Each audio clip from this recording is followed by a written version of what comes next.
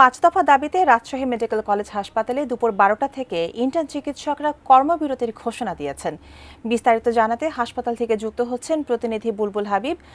বুলবুল, রাজশাহীতে মেডিকেল চিকিৎসক যারা আছেন, ইন্টার্ন যারা আছেন, তারা এখন কি কর্মসূচি পালন করছেন, কি বলছেন তারা এখন? মেডিকেল কলেজের যারা শিক্ষার্থীরা রয়েছেন তারা আসলে ক্লাস পরীক্ষা বর্জন এবং একাডেমিক কার্যক্রম ও বর্জন করার ঘোষণা দিয়েছেন তারা। এটা দুপুর ১২টা থেকে যেহেতু বাস্তবায়ন করা হবে, এখন পর্যন্ত আসলে তার প্রভাব হাসপাতালে বা মেডিকেল কলেজে পড়েনি।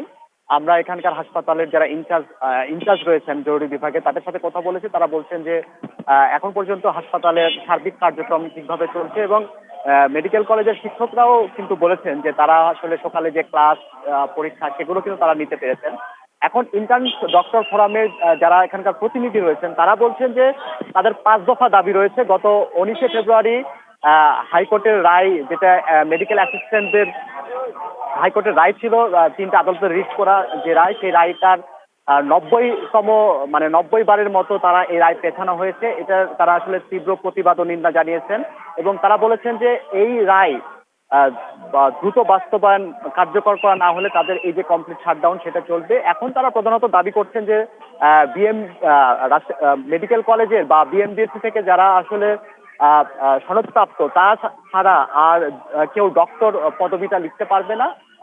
ম্যাথ যে শিক্ষা কার্যক্রম রয়েছে সেগুলো তারা বন্ধের জন্য ঘোষণা করেছেন এবং তারা আরো দাবি করেছেন যে স্বাস্থ্য খাতের যে সংকটগুলো রয়েছে, বিশেষ করে চিকিৎসক নিয়োগ দেওয়া এবং অন্যান্য যে সমস্যাগুলো রয়েছে সেই সংকটগুলো সমাধান করতে হবে।